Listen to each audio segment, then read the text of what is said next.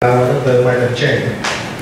He is graduated. He received a doctorate degree from Stanford University.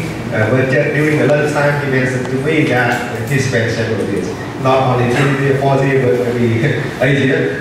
8 years in order to get the PhD. But you know that in America, people like Dr. Milton not only focus on study, but also doing research, internship, or thinking about a new idea. So the time for PhD is usually longer than 4 years or 5 years.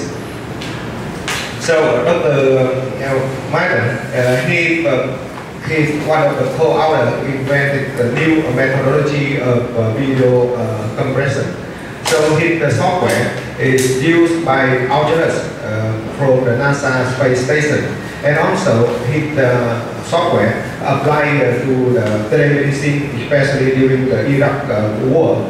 And recently, his software also applied in Nigeria for regular. So I think this is the first part of his talk to introduce his new idea, inventing about VC. But the second talk, I think, is more interesting. He just mentioned to me that he will describe to you how experience he learned during he developed the VC, a new startup company in Silicon Valley. He knew to notice at the beginning, marketing, how to lead the people and everything. But after several years now, he learned a lot of things, and today he would like to share with you. Once again, thank you very much, Dr. Milton, for your presentation. Thank you. Thank you so much.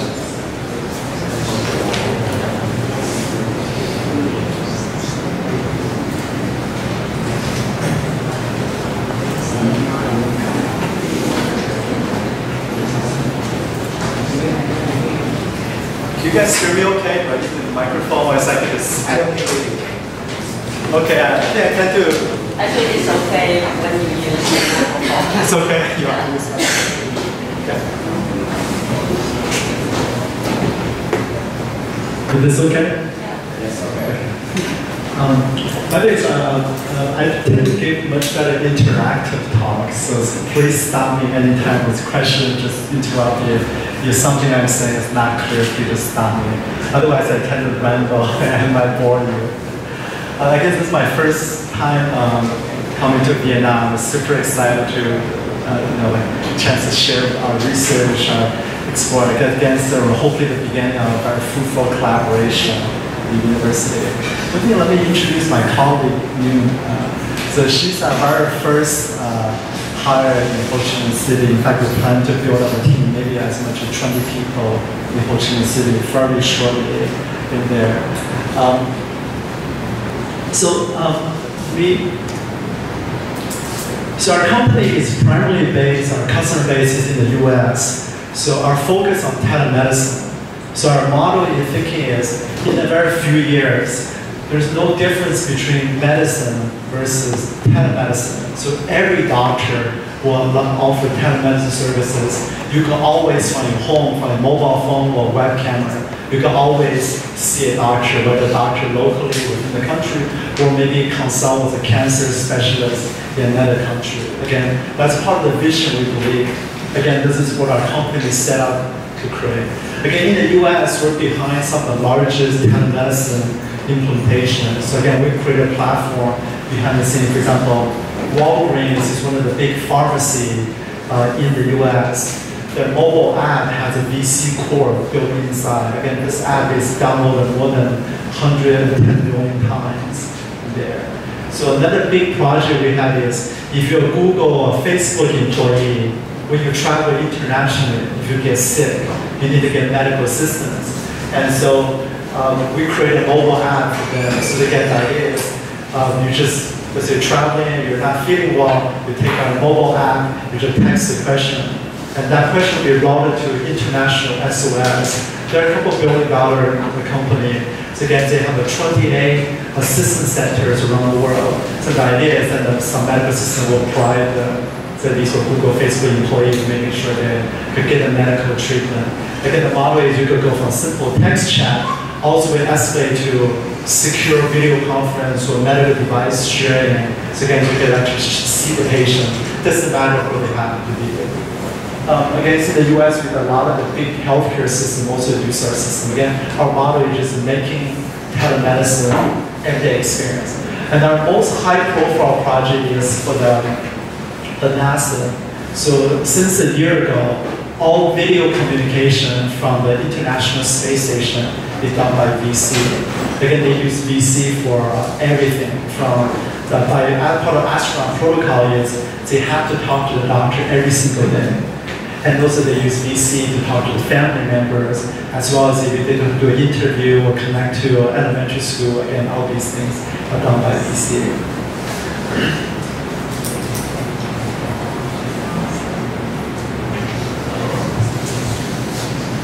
So what we built over our company was created in 2008 in there. Like I said, this is our first time creating any company. I have zero company experience in there.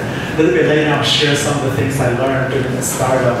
But one of the things we started out is we started building a video platform. By the way, all of you could go to vc.com. It's a free download with iPhone app, Android app. In fact, the same version of VC you download for free is the exact same version that astronaut uses from the space station. Again, what's interesting about the application is it gives you end-to-end encryption. This is what's unique. Again, if you use Skype or Google Hangout or FaceTime, in those cases, your conversation is going to some server. The server has access to your conversation. Again, that's not appropriate for healthcare. By the same time, our free version gives end-to-end encryption. But one thing is when you use this within Vietnam, the performance may not be that good. One of the reasons is there are certain cases VC cannot do a peer-to-peer streaming. Then when that happens, right now, because we don't have any servers in Vietnam, you actually get routed to California. So part of our plans to actually locate some servers in Vietnam. Again, that should increase the performance significantly. Again, if you have bad experience, it's really it's our fault.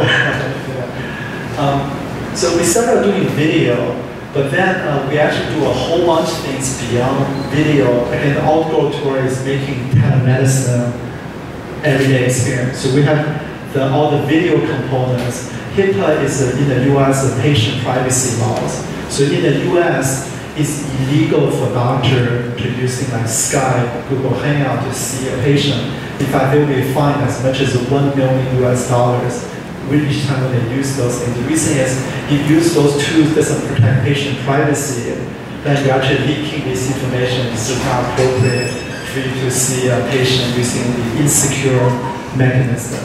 So again, the VCs meet the US HIPAA regulations.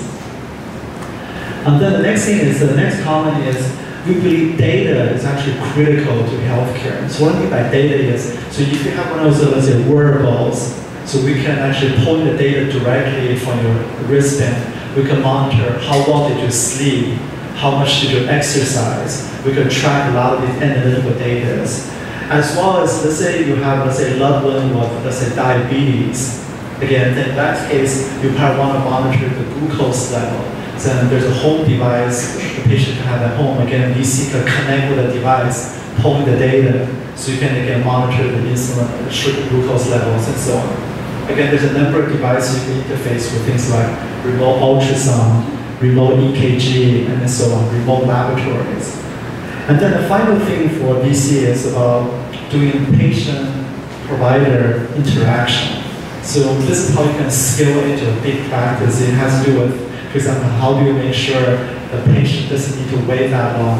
How do you distribute the patient to the appropriate doctors and so on. Again, there's a bunch of things that revolve around this.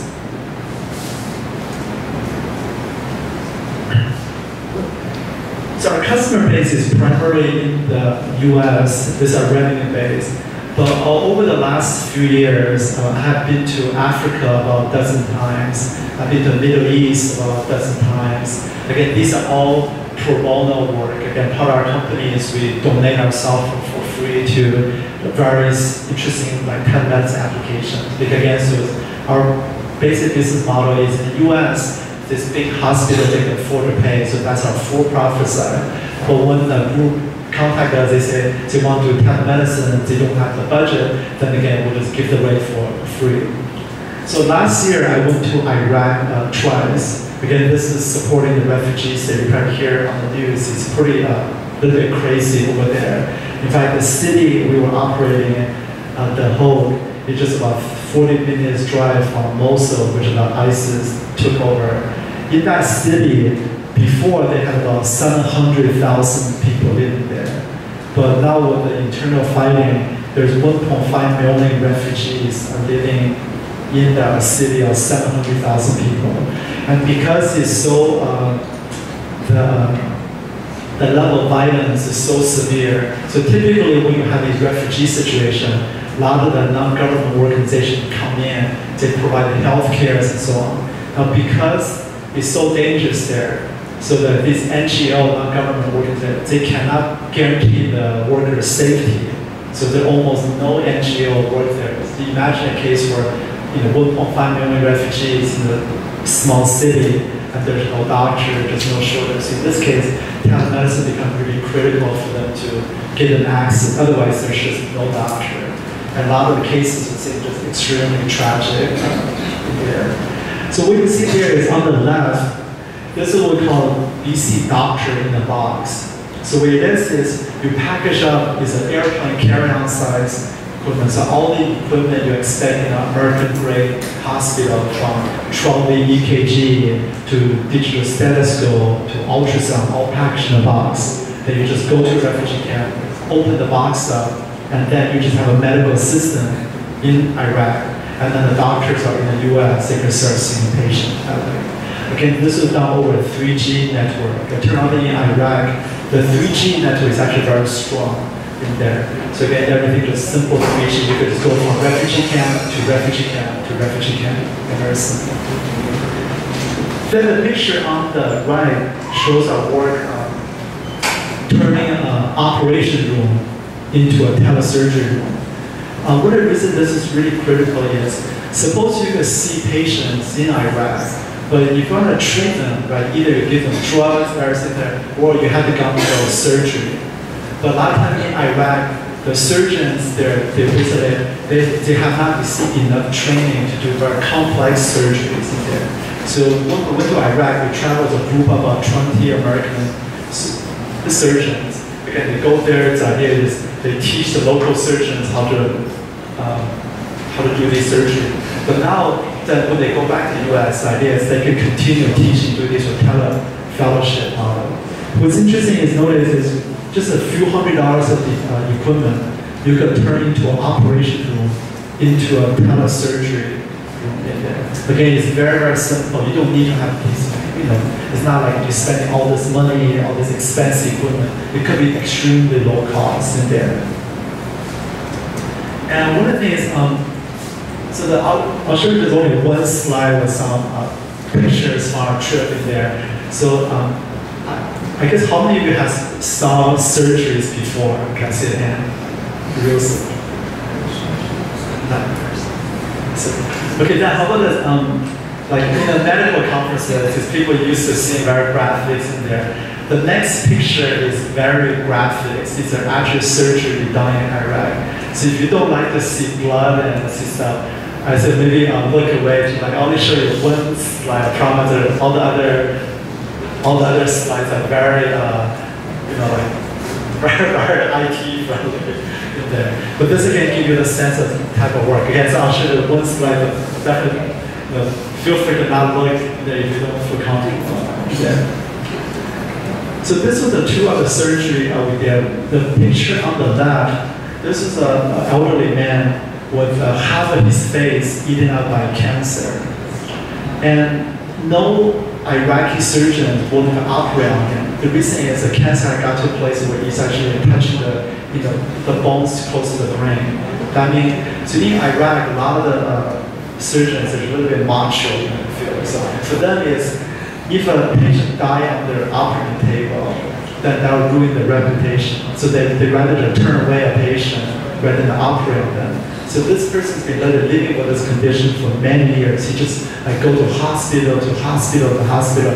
No surgeons willing to operate on him. So you guys are probably too young to really have experience with like cancer in there. So the cancer is not only for him extremely painful, but for his family, it smells really, really bad. So like if he was in this room, even like far in the corner, all of you just have this very almost unbearable smell. The reason is cancer essentially rotting flesh, like just really bad. So he was just under so much pain in that he just wished someone would operate on him. Again, no one's willing to operate until Americans come in. Again, they're working with the local Iraqi surgeons to train them how to do operate. And literally, he was kissing the hands of the surgeon, even though he knew that he might die on the operating table. But he just wants to cut this thing away. He doesn't want to live like that anymore there. Then the picture on the right, this was also a fairly sad case. So this was an 18-year-old boy. He had bone cancer. So the growth is literally the size of his head. Again, it's a case where it's a very complex surgery with a lot of artery in there. So no one's wanting to operate on him. And literally imagine an 18-year-old boy just growing like, again, just for his family, he's on the the cancer is growing, eating his bones. It's extremely painful for him in there. So he's just under extreme suffering. Again, in the case where then by able to perform these complex surgeries, and now they get able to treat people. Okay, so now there's no more graphics picture for the in there. So this is one of the things we believe that why telemedicine is so important when we do more project in Africa, Middle East. It's all about how do you not only provide medical service, but improve the capacity of the local surgeon as a local doctor so that the whole country improves in the just healthcare expertise. So for example, one of the doctors that came with us in Iraq, so he's Dr. Stecker. He did 12,000 ear, nose, throat surgeries. This is by far more than anyone else in the US. He has operated on 4 American presidents, like someone like that. And he was involved in that surgery. And so for example, for the Iraqi surgeons, able to learn from a surgeon of that caliber is just really, really hard because the local surgeons, they always want to be better, right? They want to improve their skills. But the way you improve your skill is by doing very complex surgery, having your mentors do the surgery with you so you can learn, improve, and better. And so in this case, it's our work in Shell. So Shell is one of our large customers. We have done deployment in all sorts of places. In this case, it's again taking our VC dock in the box, going to places like the offshore oil platforms. Again, you can provide medical care. Plus, each place where Shell operates, they also have for the local community.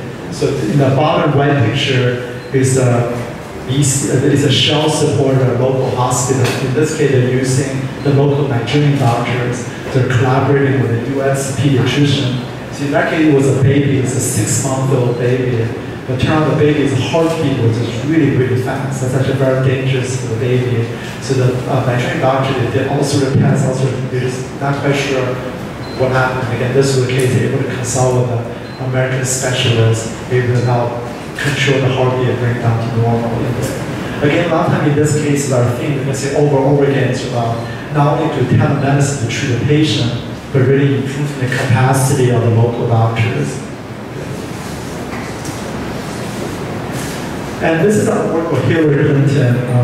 In this case, we had a call initially from the State Department. This is when she was the Secretary of State. And she said, okay, she wanted you to use VC to communicate with Syria. I said, sure, go for it. Then the next call we had was Hillary Clinton will be using to go to Syria. This is how me and my colleague actually went to Syria. And on the bottom right notice, just a simple beacon satellite. So we literally just have a backpack. We flew to the Damascus, went to the Iraq-Syria border, then you just open up the satellite terminal. In about 15 minutes, we have a Wi-Fi hotspot in there. Then again from the laptop connect, and now you can just have a session from Syria to Washington, D.C. Again, you can do these very, very simply. Again, one of the reasons we're pointing to a lot of these projects because VC able to operate over an extremely challenging bandwidth situation. You don't need to have a great network. You can still do high quality video. But having said this, right now we have some server issues. We don't have the server capacity in Vietnam. And so your experience might be poor. Turns out if you communicate with someone in America, you probably have a much better experience than communicate locally in there. but hopefully with a set of a server they have. Yeah. So we also make a number of hardware. We are a software company. The one reason we also do hardware is when people do deploy telemedicine, they need the hardware to go along with it. So again, on the case on the left, this is our airplane carry-on size suitcase. This is what took to Iraq, to Shell, and so on. Again, everything inside is FDA approved, the top end. It's the same equipment you'll find in a top-end American hospital. The picture in the upper corner is our mobile kit there. So these devices are meant to be very low-cost devices that turn your iPhone or Android phone into a medical terminal. So the idea you can have a nurse going to villages in there, again, very low-cost devices. Then on the picture on the right is our medical cards. The nice thing about that has an HD pen touch camera, so you can have remote stroke cares and so on. So I have the mobile kit here. I'll just pass it around with it. You guys feel free to play around with this in there. So the first kit in there, this is our basically our mobile kit. This is where you get meant to be a traveling nurse. So the idea the nurse could have take this kit and the iPhone and Android phone just go to village in there. Again, just seeing patients in there. So inside have things from 3D EKG, blood pressure cuff, dermatology cap. Again, so there are hundreds of devices out there. So typically we're just based on the actual clinical use to put together these kits. Again, we don't make any medical equipment. We just package them up. Again, you could easily, for example, if you do a deployment in Vietnam, just find appropriate devices and package them. Again, if you could play around with it, maybe pass it on to people. Then the second kit is here. So this is a general all-in-one general exam camera. So this is what will go into our high-end suitcase in there. The nice thing about this camera is it's just a USB terminal. You take this, plug it to any laptop, and this camera has different tips to attach to it. You could examine your ear, throat, skin. Also have a tip, you could do a gynecology exam. Which can be a single device plugged into a USB terminal. Again, feel free to, I'll just pass this around and feel free you guys to play with the device and just play with that. Also, after time, feel free to play with that as well.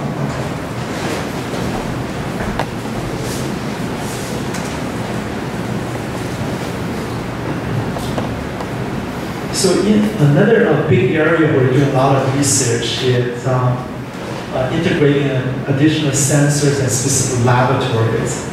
One of the reasons for laboratories, again, using Iraq as examples, you take our telemedicine case, you go to a place, there's no doctors. Okay, you can sort of see them, but a lot of times you have to do the lab to really figure out what's wrong with the patients. Now, traditionally, the way people do lab, you go to a hospital, they take out your blood, or your saliva, or urine, then they send it to a laboratory to do the analysis, then you come back with the results in there. But the problem with that, if you go to this village, just even transporting the specimen back is just not very practical. So the good news is there's a number of these, what they in the US called point of care lab in there. It's coming onto the marketplace. Well, these are, again, so we're making a second airplane carry-on size suitcase. So the idea has all the common laboratories equipment in that. This will allow you to take the case, go to a location that's no doctor. Then again, as you see the patients, you just, again, typically within about 5 to 15 minutes, you will process the blood samples and so on and get the results. And now you can really do these for, like another angle to the telemedicine there. But do you have any questions? Am I speaking too fast or is that, can you understand me okay? Okay. Yeah, sometimes I tend to mumble or I tend to rush, but definitely like, I don't feel bad at all, just stop me and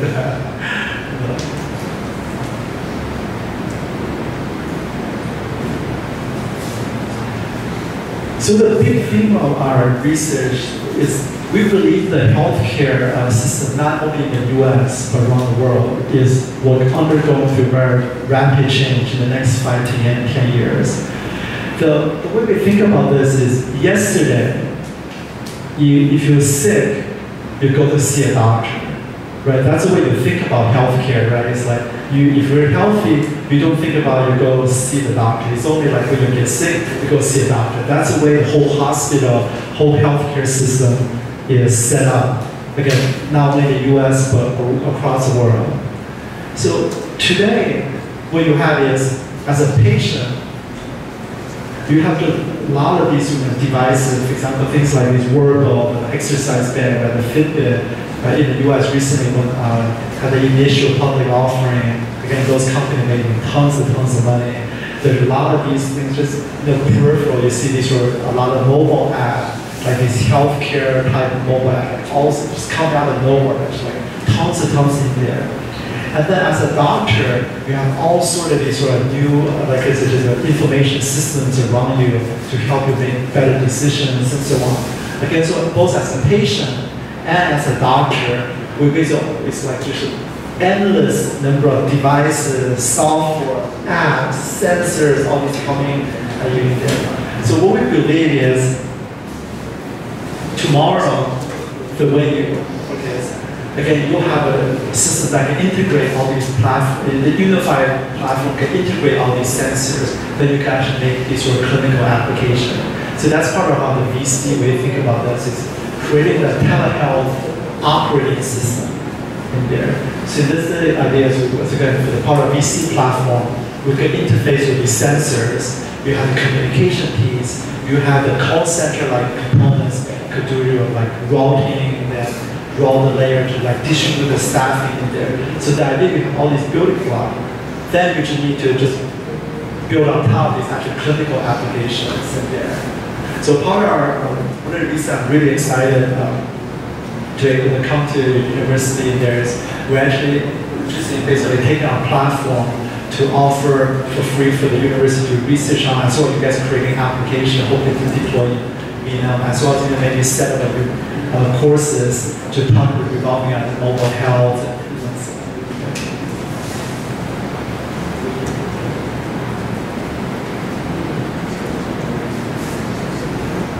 So our company is relatively small in there. So we have about a little more than 40 people. So it's against a typical like a Silicon Valley style startup. So our primary investor is Salesforce.com. They're about the largest cloud computing company, about $60 billion market cap. And I was very fortunate to be, during my PhD, be advised by Terry Winograd and Pat Hanrahan, who currently serves our company's science advisor. So Terry is the most famous student, is Larry Page, who co-founded Google. And then Pat is very famous for being a two-time Oscar Academy Award winner. He also co-founded a company called Tableau that was IPO on NASDAQ last year. And then we also brought on David Kelly onto our team. And David Kelly is probably the world's most famous designer. So he founded a company, IDEO, that has about 1,000 designers. They're extremely expensive. It's when you do a small project with them, like a month, the bill is like $500,000. But one of the reasons they're so successful is, again, so the quality work is so high. In fact, before Steve Jobs passed away for the last 40 plus years, so David Kelly was Steve Jobs' personal outside Apple design guru. So all the major product, again, Steve Jobs would call on David Kelly, so what do you think about this and there? Again, one of the reasons we're pointing in to our company is, again, so we believe design is really critical. So for example, if you want to create something, let's say you want to create an application to deploy to all of Vietnam, right? So you have people in millions of people with different level of computer skills. Right? How do you apply the sort of design process, the science of design, to making something that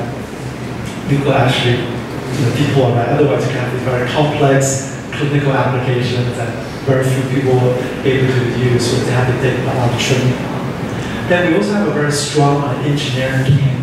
And one of the reasons it's been very attractive to a lot of the, especially new college grads to join our team, so they get able to learn from some like the industry veteran, some of the best people. For example, Steve Chen, who leads our engineering team, so his college roommate at Stanford was WhatsApp's co-founder, Brian Action. And one of the reasons we're collaborating with WhatsApp is I wrote the first version of VC software server backend, but turned out I'm actually a really bad programmer. So the server literally was crashing like 100 times a day, which is terrible. It was just like worst piece of software like ever. And then I brought on Steve to help revamp this again. So because his roommate was a WhatsApp co-founder, at that time there were only about 5-6 people on WhatsApp, but they were pretty ahead of us in terms of server backend. So we just said like, how do you guys do things? A lot of things is again the same technology that behind WhatsApp, eJabber, Erlang, so programming language, is also what's powered behind VC. That allows us to be very scalable, so we could do these for millions of users and deployment in there. And turn out that independent of WhatsApp, Facebook actually, when they were looking at back of the messenger, they also decided to set up eJabber again. So now what's really exciting is you have the power of Facebook and WhatsApp, and again, they're driving the server backend, and that allows company to reach. So again, one of the draw for a lot of the students who eventually when they join these things, they get exposed to like wide range of technology. Sometimes it's very interesting for them to learn about how to scale a service in capacity, how to create these different applications.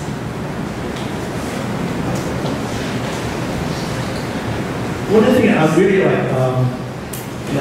so I love startups. I've never created a company before.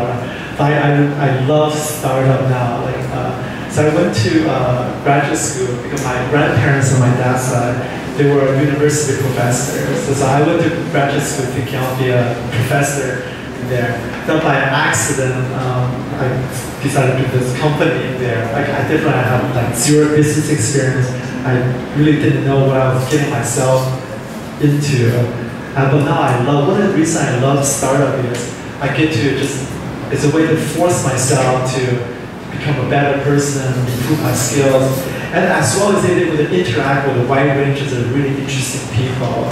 So for example, the most difficult picture on these is actually the upper right corner. So we have 2 US Secretary of Defense in our office. The reason this is really hard, if you think about what a Google, Apple, Facebook annual budget is, compared to the US Secretary of Defense, like Ash Carter controls $700 billion a year of budget. Just the organization, having 2 Secretary of Defense in the same location is actually really rare. And having them come to our office is almost impossible in there. We were very fortunate to have them. Okay, we get exposed to a lot of the really interesting, very powerful people. They take an interest in our technology we're building. But it turned out that a picture of Snoop Dogg got a lot more like Facebook Live people got celebrity culture or so on in there. And then we also got to know the first chief technology officer of USA appointed by Obama, Anish Chopra, really, really well. He's now a personal close friend of mine for the past career again. But in the US, telehealth is, a lot of people view this as one of the big vector could transform how US deliver the healthcare system. And we actually did 2 projects with a rock band at Lincoln Park, and that was also pretty neat for some of the younger folks in that they get to meet these sort of famous rock band musicians and hang out with them. And then we also started a very interesting project with Hannah Petiter. So she was the last Olympics snowboard gold medalist. So we're creating an interesting application around concussion, and people even accidentally hit their head. So how do you use this as a way to treat them? Again, for me, it was a very personal satisfaction to be able to just work with a wide range of interesting people. And so one of the things now I segment to the second part of my, so a lot of people ask me, so like how do you interact, like how do you go from a PhD student to able to hang out with like Michael Dell, CEO Jeff, CEO of GE, how do you even expose to these people? So again, so I started, I was just nerdy graduate PhD student. If I met me in grad school, you probably wouldn't have met me because in the library somewhere reading like psychology papers. So over the past couple of years, I was able to just almost have to force myself to transform into doing sales, understanding business in there. So I actually want to able to share with you, like a couple of things I learned. This will be maybe some of my advice. Hopefully you find slightly useful to your personal careers and personal growth in there. The first one is to focus on micro-learning. So what I noticed is over the past couple of years, I got to able to work with about 6 billionaires in there. And one of the characteristics you see them is they're constantly learning. In fact, one of the most famous example is this person who's a Hong Kong billionaire. Actually, didn't even finish elementary school. But just it didn't matter because he was just constantly learning. It was like every day he was learning. Whether he went to university or not, it doesn't matter because he was able to learn how to learn. So one of the things I recommend, just especially for the students, you're just like able to surround yourself with learners, not just like academic learners, but really people who take general interest in things, right? They're able to learn beyond the books and constantly learning. Again, that create a very interesting environment for you to stimulate your ideas in there. And next thing I recommend is when you go to sleep tonight, you have to lie on the bed there. Think of 3 things you learn. You want to think of 3 small things you learn. Again, it doesn't need a big thing. Then the idea is when tomorrow morning when you wake up, it's just like a new version of your operating system has been booted up. There are 3 things you should internalize your learning. The key thing is small things. It's not about big behavior change. Just even however small. So the idea is you want your mind to be constantly looking for things, right? The learning could even be, for example, when you go to a restaurant, think about why is that dish charged that much in there, right? Why is that? Maybe just call the waiter, call the owner, ask them in there, right? So those are the type of learning in there that really helpful in terms of put your mind to think about how the world works and life there. Another thing I strongly recommend is try to break patterns in there. So I recommend tonight when you go to brush your teeth, use the other hand when you normally brush your teeth, use that to brush your teeth. You're going to find it's a whole different sensation. It's like your arm is a different movement in there. The reason for this, again, it helps your brain to break out of the pattern. So your brain is actually more open to new ideas, just more receptive there. And then finally is just really ask your friends to give feedback.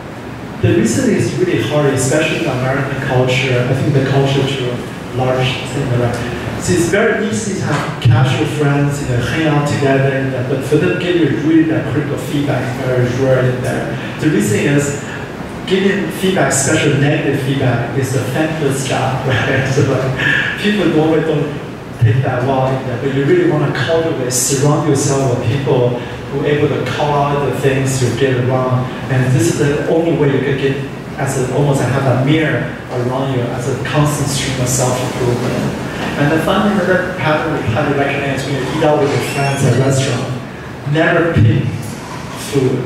Always have the other person pick the food. The reason is, this again is a way to expose your mind to a new way, a new idea, new thinking. Even as simple as the food in there. Again, this will give you a new way of thinking. The next thing we recommend is aim for boredom. The reason is like these days, right? So we're surrounded by social media. You have Facebook, you have Messenger, you have like all these different things. The whole idea is our brain. In order for creativity to happen, you must have boredom. So the foundation for creativity is boredom. So if you fill your life constantly with just stuff, you're checking this and checking that, doing this in there, just endless stream. Your brain cannot be creative, right? It's just like, this is the basic brain processing in there. So what you want to do is deliver in your daily life, cultivate periods. It doesn't mean you shouldn't check your Facebook, and Facebook is very addictive, it's fun, it's where you connect. But what I mean is, have a period of moments in your life on a daily basis where literally you just do nothing. Try to put your brain into a state of being bored. Because as you're getting that sensation of being bored, again, this is where a lot of the innovative thinking ideas come out in there. Again, this is also, against the whole idea is our brain is just, we have a very ancient brain evolutionary in there, right? Where our brain is not designed to handle social media. So if you just go flow, and social media is so addicted to this, so ended up you drive out the creativity out of your brain in there. So again, one of the things is the perfect way is as you come to school, as you continue to work, sometimes that's a perfect time. Again, just like really use that period to be bored and just let your mind wander. Yeah. Another thing we recommend is, like, this will be what we recommend for everyone. especially the tech community, and learn sales. So speaking for me personally, I use the right program. I did the right program to do psychology research. And these days, I do sales. The one reason for the sales is so important is what I consider maybe the most important on-top life lessons. So what means on-top life lesson is a skill that you cannot learn in school, in the university, which is so important for you to know the skill. And by the way, when I do sales, it doesn't mean sell a product. It also including, for example, let's say you're exploring research ideas with a team member. How do you sell your how do you sell your idea to your coworker, your teammates in there? How do you, again, able to persuade? So Zig Ziglar is in the US, probably the most famous sales coach. Again, he has a lot of podcasts, it's all free, you can download online. This was recommended for exercise, just listen to some of the stuff. A lot of them is really common sense in there, which is nice to just get this. Again, without understanding sales, I think your life will be like a struggle. And just give a sense that in the US company, typically, the key salespeople in the company, they make more money than the CEO, the founders, and the reason the sales is the most important job typically in the company in there. And again, the company gets rewarded. Another thing we recommend, especially as you guys are thinking about whether you're doing research or later on from your own company, is the idea of cold email. But how many of you guys know what cold email means? Yeah, cold email is supposedly, so we received investment from Salesforce.com. Okay, this is a $60 billion market cap company. So I don't know the CEO. So how do you get them to invest in your company? The typical way is you get someone to make an introduction to you in there. So in this case, what I did, I just wrote Mark Benioff, the CEO, in a cold email. I mean, out of the blue, no introduction. Then from the email, first email, to money wired to our account was about 3 months in there. So this again, cold email. So I had wrote cold email to dozens of these biggest names like Amazon, Jeff Bezos. I wrote in cold email. He responded, asking to invest. He said, oh, like our company is too small for him. And again, he responded like within 12 hours. Again, like Craigslist in the US, a big company. So again, a bunch of the biggest names in there. So it turned out that. The reason cold email works, again, is because a lot of these are high-tech, especially high-tech CEOs, or even these are billionaires in there. They actually constantly check their email. Our rule of thumb is you should, if you're going to write someone a cold email, you should figure out their local time, Friday or Saturday midnight, their local time. That's the time you want to send the email. The reason is for the American these are company CEOs, they typically during the week, they have just so many emails and they do one-pass processing. That means when that email comes in, if they don't process instantaneously, it's gone. They will not go back because they can't do it. During Friday and Saturday midnight their time is when they have the least fewest incoming emails. And that's your best chance to send an email. They read it, they respond. Again, we got this one work for a number of cases. Literally, like, at first I was surprised, like these people responding within 12 hours. They don't know me, right? And again, typically we recommend for the email, there's a way particularly how we write the email. Again, if you're interested, feel free to email me like afterwards. I can share with you. There's a template how you write these.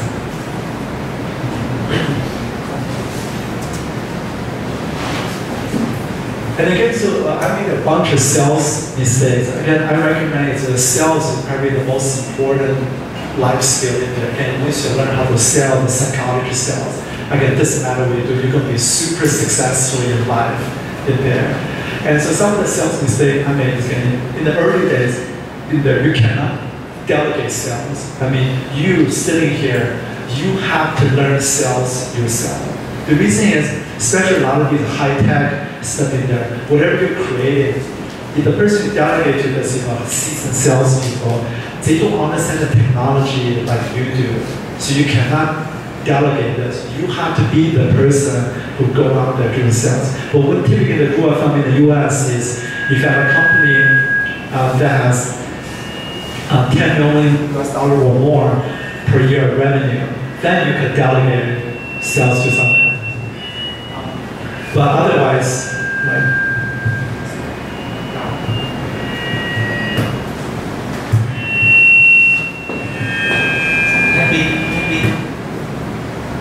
yeah, we switch. Switch. This off. Is that on? Is this okay? This okay? It's very simple. Okay. Sounds good. No energies. Okay. Another thing you can find in the sales is this is the halo effect. So typically it's because people are very nice. I mean, whether you're asking a research grant or doing like a collaboration with the industry, or you're forming a company, you're asking investors or trying to be your first customer. Because people are nice, right? The people don't want to be, you go into a meeting, they say, oh, sorry, I hate your idea. This is absolutely terrible idea. I ever heard of it. People never say that. Right? People generally nice. I mean, the halo effect, you go to a meeting and people say, oh, that's great. Okay, this is really good. Then you get a sense of like positive feedback.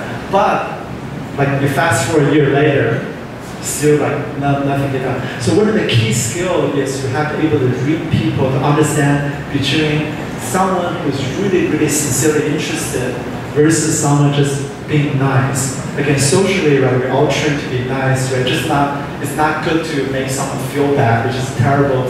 That's why we're all trained this way. But if you have this great idea, right, if you're not sure whether it's a great idea or you're exploring, it's actually much better for you to hear that negative feedback, so this is a really bad idea, so you can pivot. But because you will not get that in real life, so you have to develop the skills to be able to look for patterns and read people. So one of the ways you could do this is, also again, in your daily life, try to predict people's behavior. So let's say you go out with a friend to do something. Just try to predict, what food would this person order? Like, this person going there, what would this person do? Like, how would they negotiate? What would they... Again, these are little just skills in there, just sharpen your mind to be able to, because ability to predict people's behavior is a metric that you understand the way people react, the way people's internal business model. Again, this is the same skill that will allow you to be able to distinguish between people just being nice and people sincerely interested in this.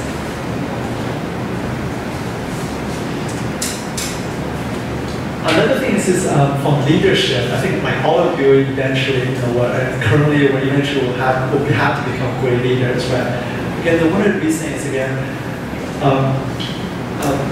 in the U.S., the thinking is there are very, very few great leaders in there. So my favorite American president, Lincoln, so he said, the reason there are very few great leaders is it takes pettiness to acquire power, but it takes greatness to exercise power. Do you guys know what pettiness is?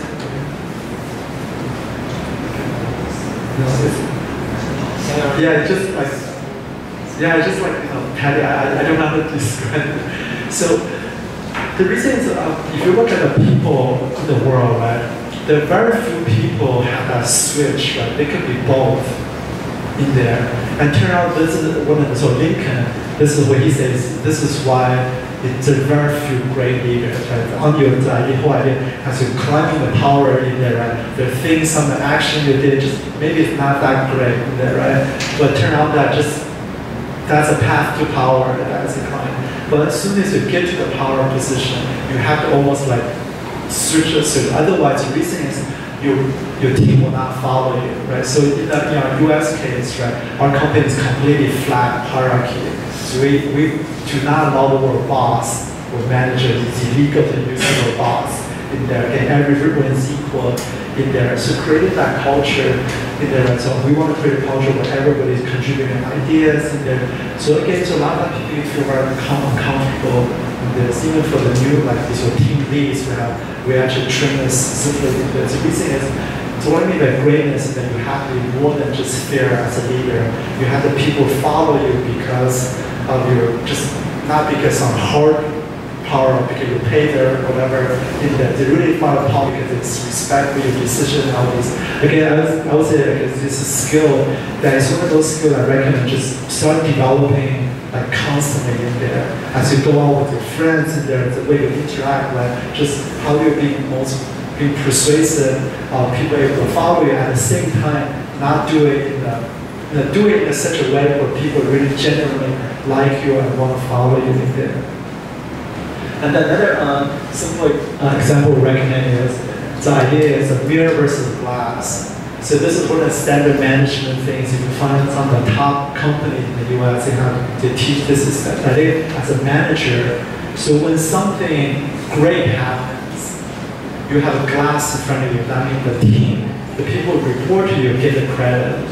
When something's wrong, you have a mirror in front of you, but you take the blame for the team. Again, this is a trick that if you do this, the people who work for you have tremendous respect and loyalty to you because they view you as really right. It's about sharing the recognition with them. At the same time, you're shielding them from the negative consequences. Again, there's a bunch of different things. Also, if you're again interested in management thing, again, this is another area I see over the past couple of years. We spend tons and tons of time thinking on this. Another thing is we recommend is the idea. How many of you know what confirmation bias is? Can I see a hand for it? So I think if you learn one thing today, I said learn confirmation bias. I said this is probably the most important in terms of how your brain works. So the idea of confirmation bias is we as people, we arrive at conclusions first, and then we look for evidence to support our conclusion. Our brain do not work the way, you figure out, let me look at all the data. So once I analyze the data, I draw a conclusion. No, that's not how our brains work. If you look at just observe the people around you, how decisions are made. So now what the confirmation bias means is once you draw a conclusion for whatever reason, you're constantly looking for evidence to confirm your bias in this. The reason this is a fatal thing that will kill companies, or kill product, will kill ideas, because the whole world, you cannot analyze the data the way as fairly objective as you should be.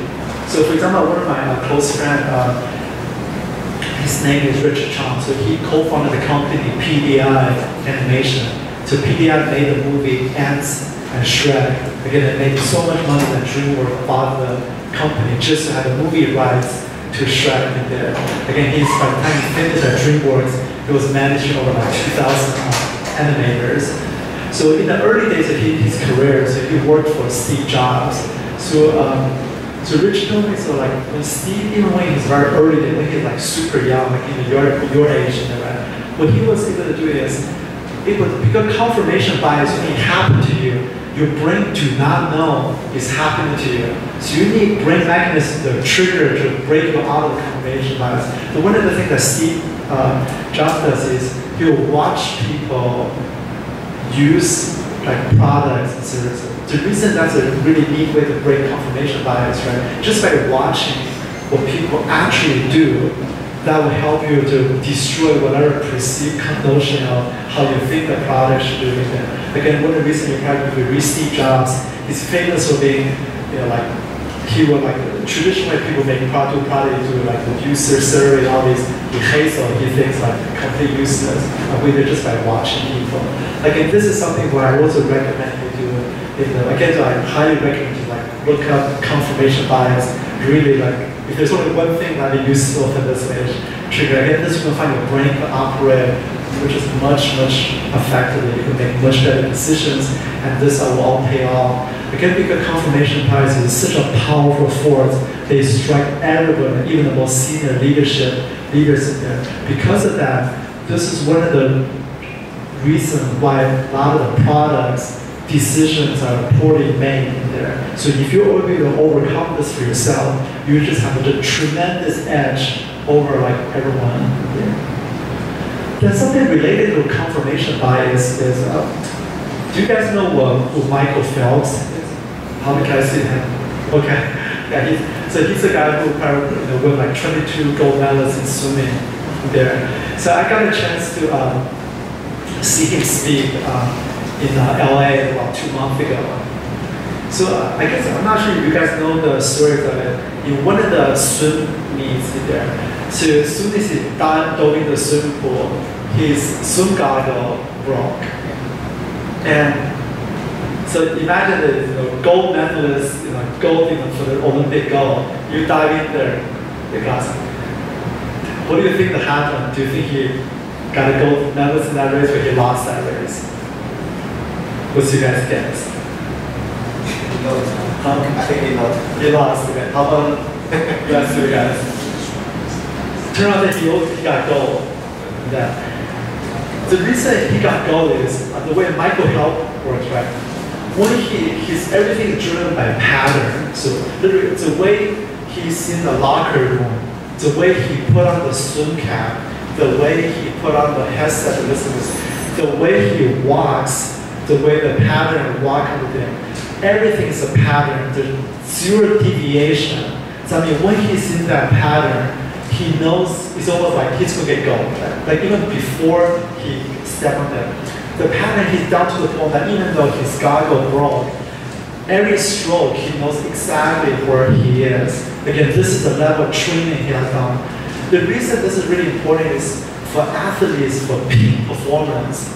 This is what people talk about, you're in the zone for the athlete, right? Even like at the end of, so for us to achieve peak performance, we have to use this pattern based in there. But the problem is the same thing that gives you a peak performance is also the exact things that make you, there's no reflective thinking in there, right? So again, in this case, what you want to do is able to have your mind able to switch between those two modes, right? The mode you have to be a very peak performer, you have to pattern, just follow this. Could be maybe you're executing, you're writing this algorithm code, right? You just you did a cool, right? Crank out the algorithm, figure out just really peak project. But certain time you can almost able to reflect that. This is again the case where able to have your train your brain able to switch between those two modes is extremely difficult. But again, one thing, if you could do it, it's actually give you a huge edge to everyone else the way you make decisions. Then the final thing I'll share with you is the idea is don't follow your dreams in there. You hear all these cliches, just follow. You guys are all the top of your class, all super smart in there, right? So, you guys are the elite of the VM1, right? So you hear these sort of things like just follow your dreams, everything will happen, all these things. Turn out it's a myth. In fact, it's probably the most harmful cliche saying people say in there. It's probably hurt more people than anything else. Again, with good intention. The reason is completely bogus, right? The idea is, for most of us, right, you have not lived long enough to know what you should even dream about. I mean, literally, it's imagine if you're 20-year-old, you have lived such a short that you have there's not enough exposure to all these great ideas in there, right? Definitely don't follow your dream. In fact, you should change your dream very frequently. It doesn't mean you shouldn't dream, but you should realize that whatever dream you have, chances is it's going to be a waste of time. In fact, you're probably going to be embarrassed. The right thing to do is, in 5 years from now, whatever the most important thing you want to do in your life now, you should be embarrassed that was your brain has switched in there, is your brain is open to these. So for example, in the Native Americans, they have a rule of thumb is until you're 51 years of age for male, you're not a male, you're not mature in the sense that you just don't know what you're doing. So in fact, the two of my favorite presidents in the US, Lincoln and FDR, they both became president when they were 51 years of age. Okay, that's the time they peaked in there. So again, the idea is if you're less than 51 years of age, just try a lot of different things, but really be open to abandon your dreams in there. And another thing that people recommend, especially for the student, is you want to do an internship that matters in this. So what I mean by doing internship, like you guys are all very super smart, have great test scores about these things there. At the same time, if you look at a lot of the big like things like Steve Jobs, right, the college dropout, all these stories. So the reason you want to do an internship matters is a lot of times the trade-off you have if you're working in a big main company or maybe a small startup, let's say within this like Ho Chi Minh City, you have that choice. You should join like this no-name startup, but you matter. In the sense of like, if you don't do your job, the company will die, right? You want to go to that type of internship in there. The reason is like, that's a type of same thing, like people like Larry Page and all these great entrepreneurs in there, that's the same type of decision, right? So then it's about, if you have a job that matters, whether you show up or not show up, whether you kill or hurt company, that should make a big difference in what you will learn and so on. And then the final thing is the idea of learn the operating manual for yourself and for the world. What I mean by an operating manual is, like if I think about my startup experience, a lot of things I don't know. I don't know sales, I don't know marketing, I don't know how to hire people, I don't know management, I don't know all these things. I started with all these things I don't know. I wish, for all these things, I wish there's a magic ball or manual I could read. Okay, well, to hire this people, I need to do this type of step, right? If I want to close this deal, I need to do this. I want to raise investment, I need to do this. This is what I mean by operating manual for the world. But unfortunately, there's no such thing that you can read. So this is something you have to discover in this. So that I recommend is, for example, I'll give you a statistic, right? The tuna in a very famous, like Japanese restaurant, sashimi is very high. If you go to a U.S. restaurant, including the most expensive Japanese restaurant, down to the thing, 74% of what they sell you as tuna is not tuna. Like you might be like shocked, how could this happen in the U.S. with all these regulations? Like when people test it, that's exactly what happens. Then again, part of the operating manual is for you to not only know that, but also understand why is it. How could a society like the US lost 74% of people claim to be tuna? They go to this expensive restaurant, you order tuna, you test, it's not tuna. How could that possibly happen? But again, understanding the dynamics of how that came to be, that's being about understanding the world. Again, I also recommend two of my favorite sources. One is qc.com. So recommend that's probably the only place you want to understand news. Because a lot of the things like Yahoo or Google News is so soundbite. You actually, I won't agree will destroy your brain in the sense of, because it doesn't give you to develop a depth of thinking. And then one of my favorite websites is Wait But Why. Okay, these are all things that are very in depth. That can help your brain to think better. Another my favorite thing is as you exercise in there, is just listen to podcasts in there. These are all free, it's very easy in there. Again, some of my favorite one is in order as well as hardcore history in there. The hardcore history is, it will tell you about all the way from World War I, World War II, all these historical things in there. Give you a historical perspective on the way things it is. There, right? Again, without understanding that historical perspective, a lot of times you don't have that idea that I think there. Again, there's a bunch of other things. And finally, it goes about just learn about yourself. One of the best way for this is just read biographies of other people. As each time you read this biography, that allows you to reflect how you're living your life and so on. I'm going to show you the final two slides there. So our company is we try to be a fun company in there. So in the sense of in California, so each year we have a company ski trip. In the summer, we have our company wakeboarding weekends, which is bring everyone. How we rent a houseboat, we rent jet ski, we rent just the idea is just primarily all these sleeping bags and get to know the people again. So our company culture is everybody equal. We're going to create these dynamics. It's almost like these people, not only your coworkers, they'll become your lifetime friends there. And then the final measure is, so part of our plan is we have one person new currently, she does such a phenomenal job. So then part of our company strategy, we decided to actually manpower staff. Our goal is to actually have a team of about between 10 to 20 people. So we're planning to hire about 5 manual QA testers in there. Then we actually plan to add in additional between 5 to 10 what we call QA to Android web development career path. The way we structure this is first the candidate will start writing the QA test automation code for about 1 to 2 years. Our company is complete, everyone speaks English in there. So the idea is during that time, you also practice on the side. You have to become a great English speaker in there. The reason is for you to work in our Android and web team. You actually interact with our customers directly.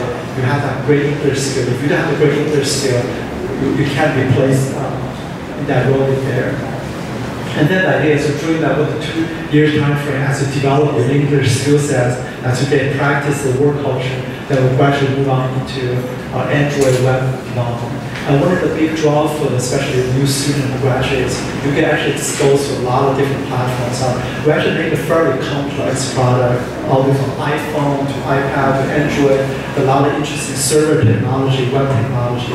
So it's very quickly you get exposed to a wide range of technologies in there. And one of the reasons like why VCs in the culture is you'll be just like any Silicon Valley startup culture, you could get a full sense of dynamic area. So we have a policy, everyone works from home, there's no commute, flexible hours, but you also give them big responsibilities in there. So one of the reasons we're looking for really top students get one of the biggest scholarship in the field handle this. And also for the people who work in Asia now, so once a year, we'll bring you to California so you can visit, again, to hang out, in California as well, you could go visit Google, Facebook, we have all the friends that we could take you out to, go to Facebook cafeteria, eat free food and all this. And part of the reason, again, we see this as a path for you to work in an American company, to develop, get exposure to the US culture. Another big thing is everybody in the company are getting stock options. Do you guys know what stock options mean? Can you see raise your hand? Okay. So stock option is basically in the US company the way you structure ownership in there. So I was mentioning Steve, our VP engineering, his college roommate, Brian Action, co-founder of the company WhatsApp. So when Facebook bought WhatsApp for $22 billion, so you have 50 employees. So if you own a small piece of, as an employee, you own a small piece of the stock, that turned out to be enormous amount of money in there. So part of us is being fairness in there, again, so everybody gets stock option in the company, so that first, if the company does really well, and this should be the last job you do for money, okay, you'll be settled, you and your family will be taken care of for the rest of your life. But mainly it's that you actually think like an owner. We want everybody to think like you actually own our company. So another path is, in our company, we have a lot of people with master, PhD from things like Stanford, MIT, Caltech, also some of the university outside of the US, things like National University of Singapore. Again, there's a lot of these workplaces. So for us, these are people that can give you advice. For example, eventually you think about you want to work for a couple of years and branch out. In the US, typically you have to have some years of work experience before you go to PhD or master. At the top school, if you don't have that, it's a severely discounted because you're not mature and then you go into graduate school. Again, this would be able to give you, we could give you quite a bit of advice in there. And the last thing is just everybody, even as developer, as QA, you get exposed to a business training. So the whole idea is just, in a couple of years, now you're ready to launch your own company, you get exposed to this. And obviously,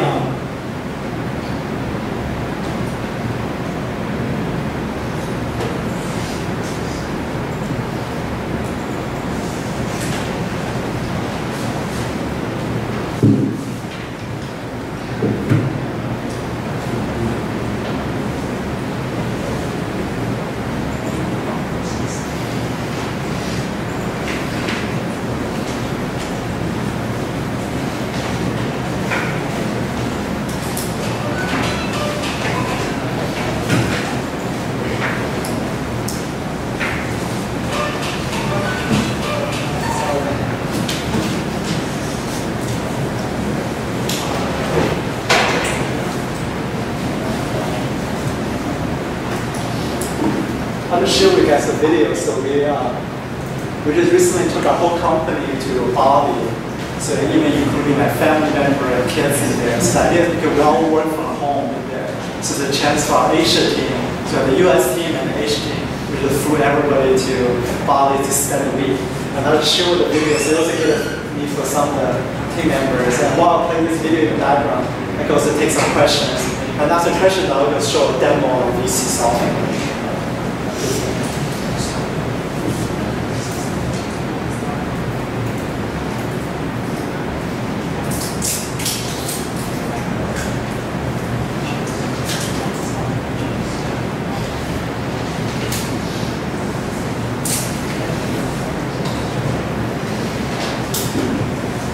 Do you guys have any questions?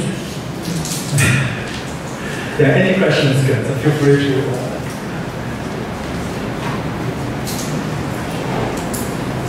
Okay.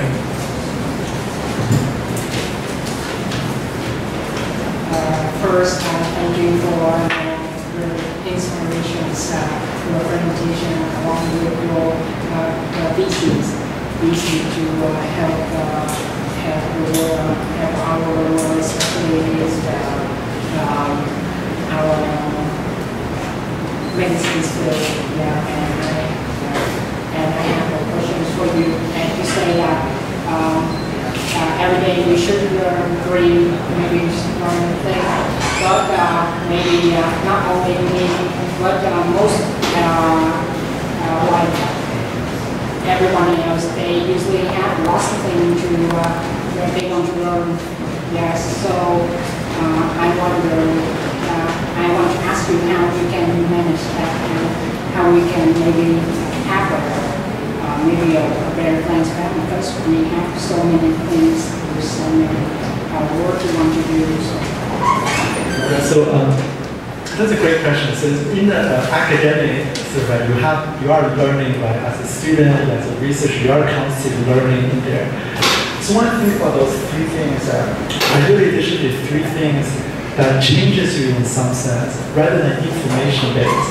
So ideally it's not so much like you learn a new algorithm, like you write a new cryptography in there. Those are all very important.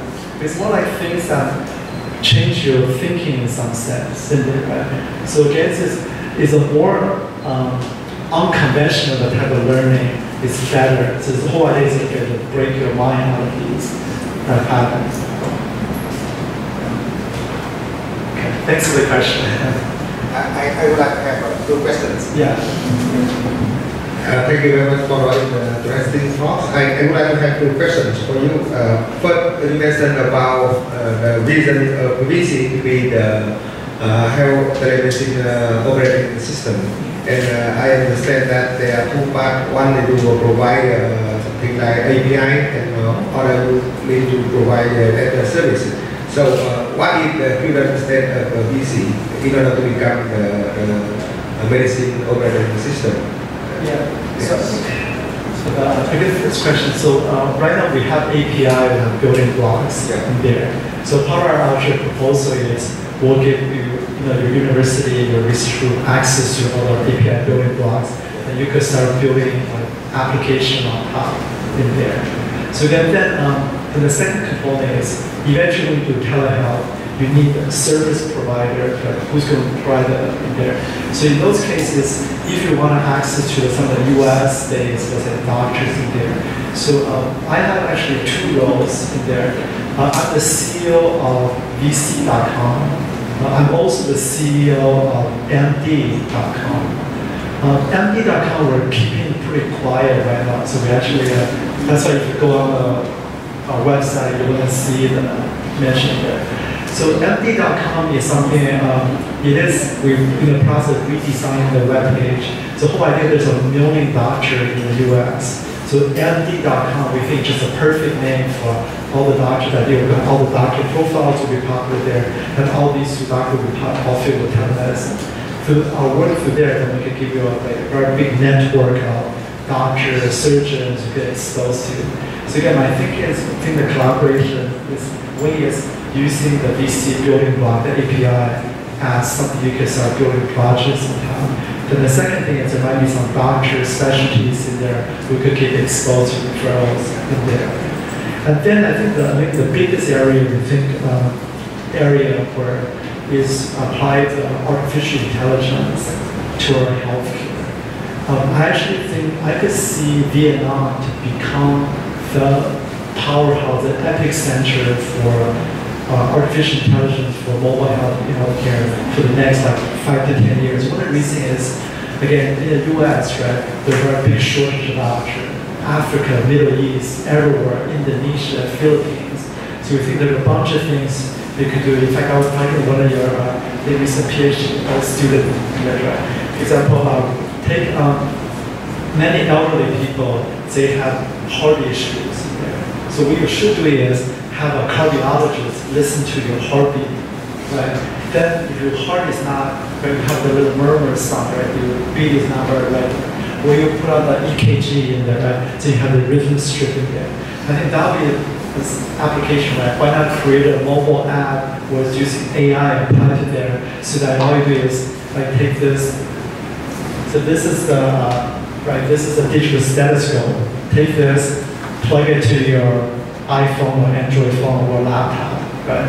Then the idea you just go to villages, do like take every person to go through to do a checkup on there, collect all of their heartbeat in there.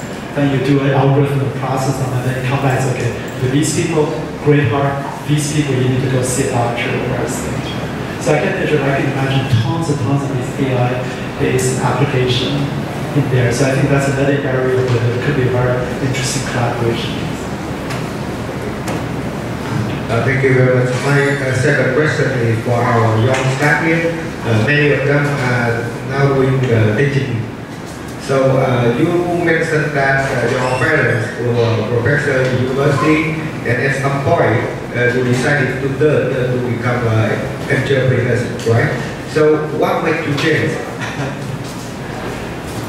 Yeah, thanks for the great question. So I mean, my most honest answer was like, I just didn't know what I was doing. I was literally burned out at a PhD. So I spent many years on a PhD doing this thing. And I normally, if you have to go start a faculty search to do all those things. Again, in this case, it was just, I didn't quite feel ready to do the faculty search. And then I decided to do a startup, maybe to try out things. I really didn't know what I was doing. But now like I said, I really like startup. In fact, one thing I would encourage, especially young faculty members in there, is to, university is probably the best launch pad for a company. If you go look at Stanford, MIT, again, all these are places where the incubate ideas. You could do research, create something, as soon as you get to level of maturity, spin out and launch a company. Again, I think I just got very lucky. Not because of anything. Any other questions?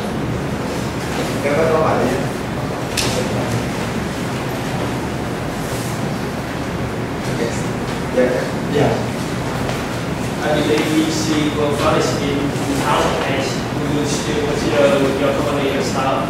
And otherwise, I just want to be curious, what the motivation behind you hiring international employees and less than full time? Great questions. So our company formed in 2008. We're definitely a startup in a sense. We're an old startup in there. And the reason it's very old startup mainly just because my life experience.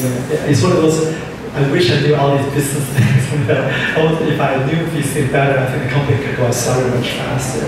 So the definition of a startup in the US sense is your revenue is less than 10 million a year.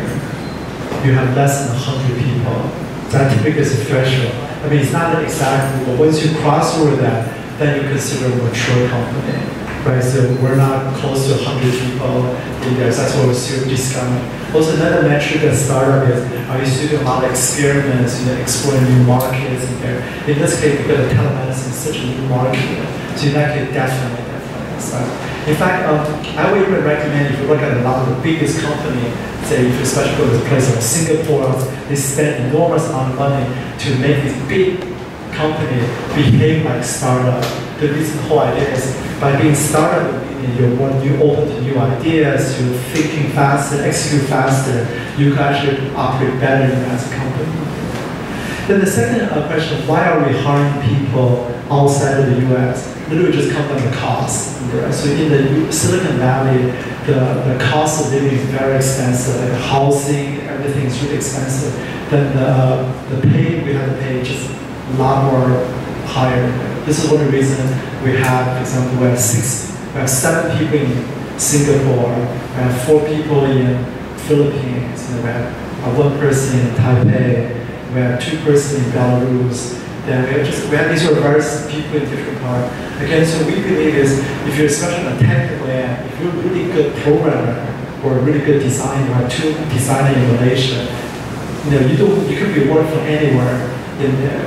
Again, so one of the things we think by Ho Chi Minh City's facility is one of the assumed that haven't been as discovered by a lot of outside companies in there, and also mainly just like the math talent, the programming talents in there, especially some of the things we want to do, things like artificial intelligence things, you need very deep reasoning in there. So again, so from the university system, like I know Indonesia and Philippines really well, been there a number of times.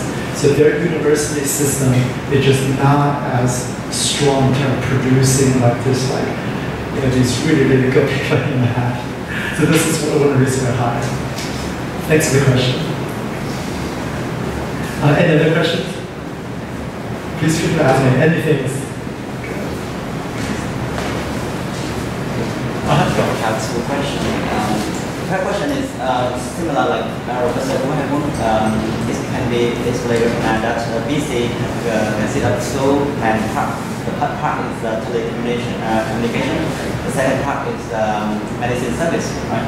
But in my feeling, your BC seems mostly on the telecommunication, not so much on the medicine service. Because your system provides some device and you capture a small video, and it might be sent to the doctor to give some advice, not automatically read and give advice to the patient.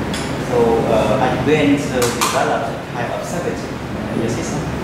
Yeah, that's a great question there. So you're absolutely right. So today, VC, the product model is we sell VC to the big hospitals because we sell to the doctors. A doctor can use VC to telemedicine, see patients remotely. But the big problem is just there's not enough doctors, not enough specialists. For example, I'll give you an example. If you live in the middle part of the US, let's say you have, let's say, skin that's a mold, you want to know whether there's a cancer or not. Your dermatologist might be like 5 hours away. So you have very few specialists in the US. So part of our vision is actually we think AI would be a game changer to this. So we are starting a collaboration with Caltech and NASA, the Jet Propulsion Lab. Okay, they did a lot of the research for it's a Mars rover landing in there. So that's one of the areas we're getting into that sector. Again, we think it's huge in there. We think, right?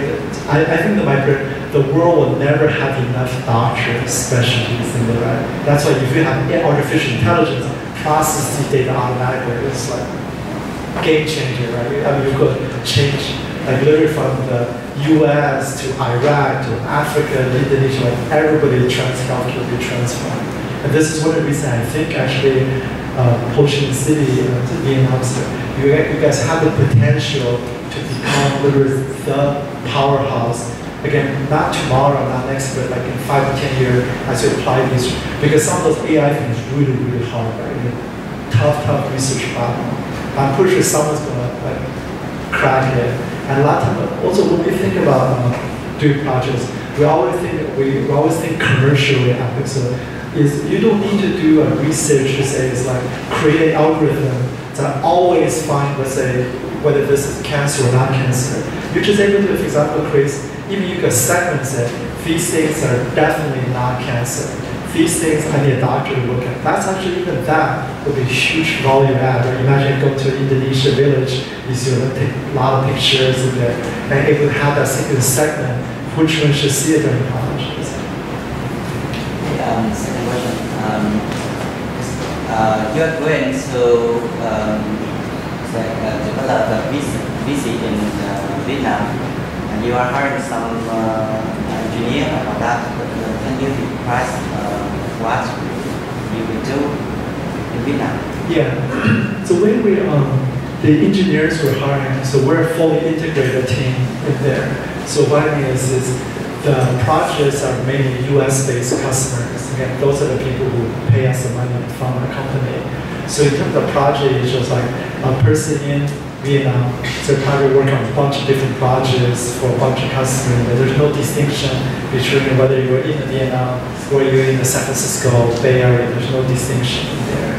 Again, so the idea of the full team members fully integrated in there. Again, so part of our model is you can work from home, whether you, like for example, one of our key designer, Penny, she's a Malaysian, but she like, because you can work from home, she spent a couple of months in Taipei, a couple of months in California, a couple of months back home. It really doesn't matter. You could just literally go from these different locations there. But what we, in terms of what the people will do is, so part of the reason we designed this idea from QA to more hardcore development of path there. So one of the draw is we like the development capability of the university produce, but the English language is really critical, especially verbal English. The reason is our customers, I'll take for example that Google, Facebook project, right? So like you have to interact with those people. A lot of times it's like we don't have project managers sitting there saying, you develop something, they deliver it. Later you'll be in the same meeting talking to these people. So if you can't express yourself, that can hurt the company in there. And it's also one of the reasons we push our developer to interact with the customer in that we give this the best way for them to learn business skills, right? You know, if you're always in the corner typing away, you don't have that, you're not seeing this sort of customer engagement there. So this is why we believe in there. So part of our path is, we put someone hiring a QA, our QA manager in San Diego, but he's actually Vietnamese. So that's why the language is not as critical, because I think we do the 1 to 2 years of program to QA automation. But during that time, we expect you to practice English like crazy. So that you actually become, once your English is great, then you can transfer into maybe some digital development. Any other questions? Okay, the question I can to what's now. Okay. On behalf of the University of Science, thank you very much. And we have a very small gift for you. Oh, thank you so much. Okay. Okay, thank you. Yeah.